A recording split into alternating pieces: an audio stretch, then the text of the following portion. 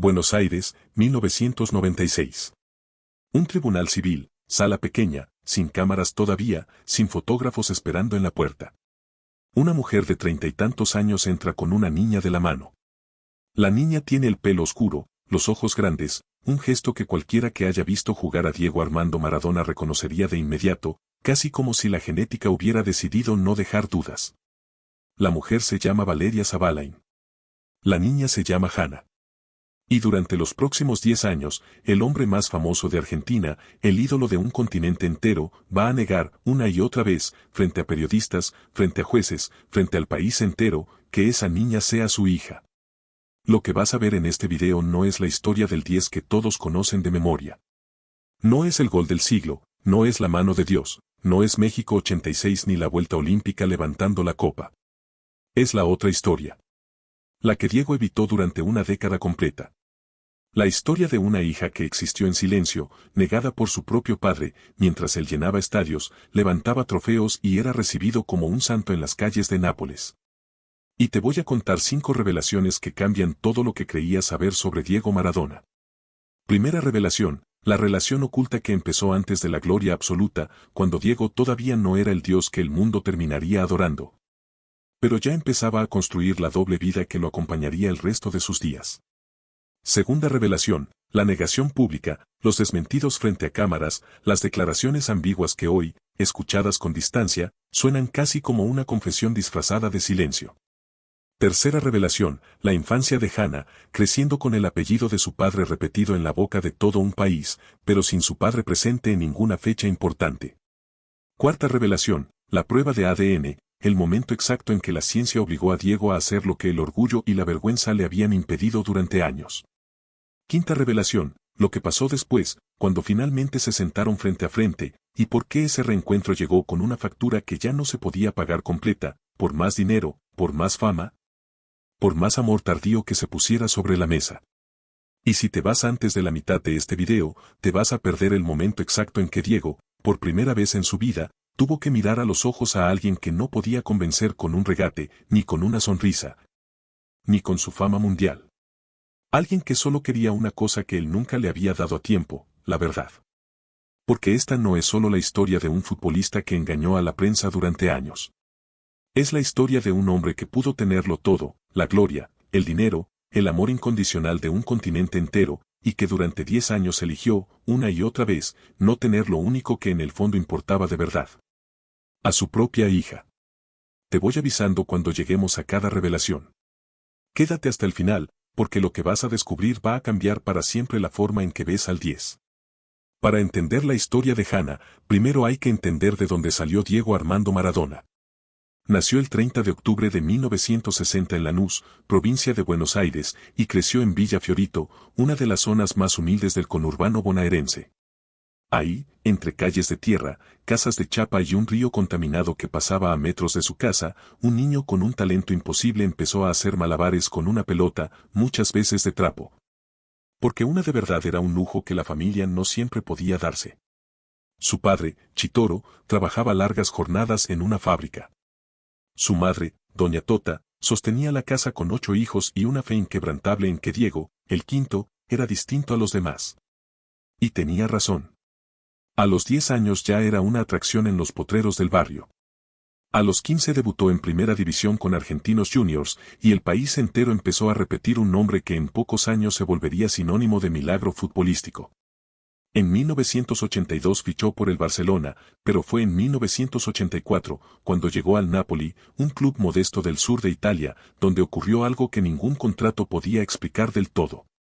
Nápoles no solo era un club sin títulos, era una ciudad tratada como el patio trasero de Italia, humillada por el norte industrial, señalada por su pobreza. Y de pronto llegó un pibe de Fiorito que jugaba como si el balón le perteneciera, y esa ciudad entera decidió adorarlo como a un santo. 2 scudettos, una Copa UEFA, altares improvisados en las calles con velas encendidas frente a su foto, como si Diego no fuera un futbolista sino una aparición. Pero mientras Nápoles lo elevaba a la categoría de Dios, Diego construía, en paralelo, una vida que la ciudad nunca vio, ni quiso ver. Del lado visible estaba Claudia Villafañe, su novia desde la adolescencia, la mujer con la que se había criado, con la que después se casaría y con la que tendría a sus hijas Dalma y Giannina. Las hijas que el mundo entero conocería, fotografiaría, seguiría durante décadas. Del lado invisible, en los viajes, en las pretemporadas, en las vueltas a Argentina entre torneo y torneo, empezó otra historia, una que durante años nadie sabría cómo nombrar. Valeria Zabalain se movía en los círculos que rodeaban al fútbol y al espectáculo de la Argentina de los años 80 y 90, un ambiente donde cruzarse con una figura como Maradona no era extraordinario. Pero sostener con él algo más que un encuentro casual sí lo era. Según relató ella misma en distintas entrevistas años después, la relación con Diego no fue un episodio aislado, sino algo que se sostuvo en el tiempo, a la distancia. Entre giras internacionales y regresos breves a Buenos Aires, en los silencios que exige mantener un vínculo así en las sombras de una vida pública que no perdona nada. En 1996. Mientras el país seguía discutiendo si Maradona podía volver a brillar después del escándalo de dopaje que lo había sacado del Mundial de Estados Unidos 94 en medio de un final humillante, Valeria dio a luz a una niña. Le puso Hannah. Y desde ese mismo momento, sin vueltas, sin dudas, empezó a sostener públicamente algo que iba a costarle años de desgaste, de exposición mediática y de dolor, que esa niña era hija de Diego Armando Maradona. Del otro lado, el entorno de Diego respondió con la fórmula que tantas veces se repite cuando una figura de ese tamaño enfrenta una acusación incómoda, la negación. En una Argentina donde Maradona ya no era solo un futbolista sino una institución, una bandera nacional, casi una religión con millones de fieles. La sola posibilidad de que tuviera una hija fuera del matrimonio con Claudia era una bomba mediática de proporciones enormes. Los programas de espectáculos se llenaron de especulación. Los cronistas perseguían a Valeria en la calle, la interrogaban frente a cámaras, ponían en duda cada palabra suya, mientras del otro lado, el silencio de Diego, o sus negaciones directas cuando algún micrófono lo alcanzaba, funcionaban como un muro que parecía imposible de derribar. Diego, en esos años, atravesaba además uno de los tramos más turbulentos de su vida personal, peleaba contra las adicciones, contra el sobrepeso, contra una carrera que se apagaba entre lesiones y suspensiones. Reconocer en público a una hija nacida de una relación oculta hubiera significado, en ese momento, enfrentar a Claudia, enfrentar a sus hijas mayores, enfrentar a una prensa que ya lo perseguía por otros motivos. Y eligió, una vez más, el camino de la negación. Valeria, mientras tanto, criaba sola a Hannah.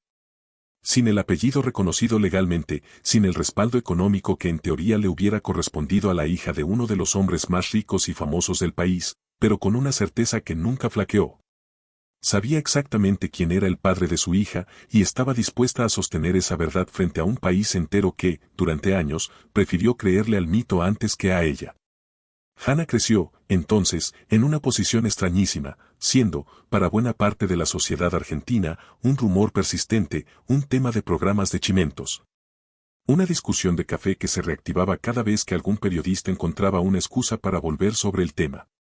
Para ella, en cambio, no era un rumor. Era su vida cotidiana, su ausencia de padre, la pregunta constante en la escuela, en el barrio, en cualquier reunión donde alguien nuevo la conociera y notara el parecido. Ese parecido que con los años se volvía cada vez más evidente y que, sin embargo, seguía sin tener respaldo oficial. El propio Maradona, en algunas entrevistas de esos años, dejó frases ambiguas. Ni una negación categórica y definitiva, ni una confirmación. Respuestas esquivas, cambios de tema, la clase de silencio incómodo que, visto en retrospectiva, sonaba menos a inocencia y más a una verdad que una parte de él conocía, pero que no estaba dispuesto todavía a cargar frente al mundo. Mientras tanto, la vida de Diego seguía su curso errático y cada vez más expuesto. Dirigió selecciones, protagonizó escándalos de salud que ocuparon portadas en medio planeta, entró y salió de clínicas de rehabilitación. Sufrió en 2004 una crisis cardíaca y respiratoria tan grave que estuvo a un paso de morir en una clínica de Buenos Aires. El país entero, otra vez, se paralizó por Diego. Y en algún punto de esos años de vida al límite, atravesados por internaciones, recaídas y regresos, la justicia argentina avanzó en el conflicto de filiación que Valeria había iniciado años antes. Y ordenó lo que Diego había logrado evitar durante casi una década, una prueba de ADN obligatoria. Para una niña que había pasado la mitad de su infancia escuchando, de boca de extraños, que su padre no la reconocía, la orden judicial no era un simple trámite. Era, finalmente, la posibilidad de que algo tan frío y preciso como un análisis genético terminara de decir en voz alta lo que su madre había sostenido desde el primer día, lo que ella misma sentía en su propio cuerpo. Y lo que buena parte del país ya sospechaba, aunque prefirieran no confirmarlo del todo. El resultado de la prueba confirmó lo que Valeria había afirmado desde 1996, Diego Armando Maradona era el padre de Hannah. No hubo una conferencia de prensa triunfal ni un festejo público. Hubo, más bien, la constatación fría de algo que se había negado con una insistencia que, a esa altura, resultaba casi difícil de sostener frente a la evidencia. Los medios que durante años habían tratado el tema como un chisme más lo convirtieron, de un día para otro, en una noticia de tapa distinta, ya no era la denuncia de una mujer despechada, como algunos se habían encargado de instalar, sino un hecho confirmado por la ciencia.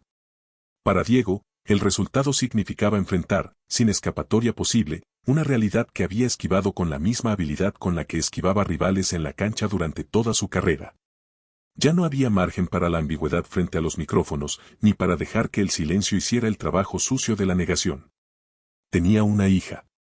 Esa hija tenía casi 10 años.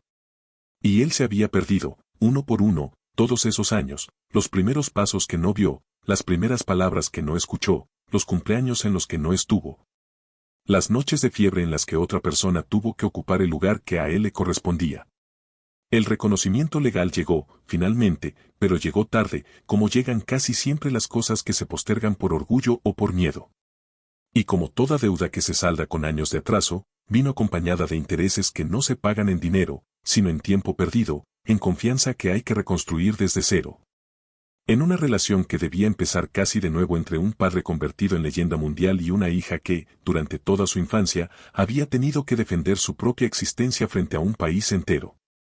Los primeros encuentros entre Diego y Hannah, ya con la paternidad reconocida oficialmente, fueron descritos por quienes estuvieron cerca como incómodos, cargados de una distancia que ningún resultado de laboratorio podía disolver de un día para el otro. Diego, para ese entonces, era una figura pública sometida a un escrutinio feroz y permanente, cámaras esperándolo en cada aeropuerto, cada entrada de hospital, cada salida de un boliche. Un país entero analizando cada gesto suyo como si todavía estuviera jugando un partido eterno frente a las tribunas. Y en medio de esa exposición constante, tuvo que aprender, con años de atraso, a ser padre de una preadolescente que había crecido viéndolo negarla, una y otra vez, frente a cámaras de televisión. Hannah, por su parte, tuvo que procesar algo que pocas personas en el mundo pueden entender del todo. Ver a su propio padre convertido en un ídolo casi religioso para millones de personas que ni siquiera sabían de su existencia, mientras esas mismas multitudes que se emocionaban hasta las lágrimas con sus goles se mostraban, en el mejor de los casos, indiferentes ante la niña que él había dejado esperando durante una década. Con el tiempo, sin embargo, algo empezó a moverse. Diego, ya en la última etapa de su vida, entre problemas de salud cada vez más serios y una fama que no dejaba de perseguirlo a todas partes, empezó a acercarse más a Hannah. Aparecieron fotos juntos en redes sociales, menciones públicas, gestos que en cualquier otro padre hubieran sido absolutamente normales, pero que en Diego, después de tantos años de negación sostenida, se sintieron casi como una revelación en sí mismos. No fue, de ninguna manera, una reconciliación instantánea ni perfecta. Fue lenta, hecha de pequeños pasos, de conversaciones que llegaban con años de atraso, de una confianza que había que construir prácticamente desde los cimientos, porque los cimientos originales, los que se construyen en la primera infancia con la presencia cotidiana de un padre, Diego los había dejado completamente vacíos. En los últimos años de su vida, Diego Maradona empezó a mostrarse en público junto a Hannah de una manera que hubiera sido impensable en los 90, cuando cualquier mención a ella era motivo de negación inmediata. La incluyó en su entorno cercano, la mencionó en algunas entrevistas, permitió, poco a poco, que el país que durante tanto tiempo la había mirado como una sombra, como una acusación, como un escándalo lateral en la biografía del 10, empezara a verla simplemente como lo que siempre había sido, su hija. Para Hannah, cada gesto de reconocimiento tardío traía consigo una mezcla difícil de resolver del todo. Por un lado, la alegría de recibir, finalmente, algo de lo que le había sido negado durante años. Por otro, una tristeza de fondo por todo lo que ya no se podía recuperar. No existen los cumpleaños de los 5 años otra vez. No hay una segunda oportunidad para las primeras palabras, ni para esas noches en las que una nena necesita a su papá cerca y no lo tiene. El tiempo, en eso, es implacable, y ni siquiera Diego Armando Maradona, que había esquivado marcas imposibles durante toda su carrera, pudo esquivar esa verdad tan simple y tan dura. Quienes lo conocieron de cerca en sus últimos años coincidieron en algo: Diego cargaba con esa deuda. La cargaba en silencios, en gestos, en la manera en que intentaba compensar con presencia lo que había fallado durante tanto tiempo con ausencia. No era la única herida emocional que arrastraba, porque su vida estuvo marcada por rupturas, adicciones y vínculos rotos y reconstruidos a medias con distintas personas. Pero la relación con Hannah tenía algo particular: era la prueba, en carne y hueso, de que ni siquiera el hombre más idolatrado de un país entero podía escapar para siempre de las consecuencias de sus propias decisiones. El 25 de noviembre de 2020, Diego Armando Maradona murió en su casa de Tigre, a los 60 años, tras un paro cardiorrespiratorio. La noticia recorrió el planeta en cuestión de minutos. Argentina decretó 3 días de duelo nacional. Miles de personas se congregaron frente a la Casa Rosada para despedir el cuerpo, en una fila que se extendía por cuadras bajo un sol de noviembre. Las imágenes dieron la vuelta al mundo, un país entero llorando a su ídolo más grande, futbolistas de todas las generaciones enviando mensajes de condolencia. Estadios enteros guardando minutos de silencio antes de cada partido. Y en medio de ese duelo colectivo, gigantesco, casi religioso, estaba Hannah. De pie, como una hija más, despidiendo a un padre con el que había tenido, en total, apenas una fracción de vida en común, después de una infancia entera marcada por la ausencia forzada y la negación pública. La muerte de Diego reabrió, además, otro capítulo doloroso para toda la familia: las disputas por la herencia, los reclamos cruzados entre los distintos hijos reconocidos y no reconocidos a lo largo de los años. La exposición mediática de una vida privada que Diego jamás terminó de ordenar del todo, ni siquiera al final. Hannah tuvo que enfrentar, incluso después de la muerte de su padre, una versión distinta de la misma sombra que había perseguido su infancia: la necesidad de reafirmar, ahora en un contexto legal y hereditario, su lugar dentro de la historia de un hombre al que el mundo entero reclamaba como propio, pero que a ella, durante los primeros 10 años de su vida, casi no le había pertenecido en absoluto. La historia de Hannah no es un caso aislado dentro de la vida de Diego.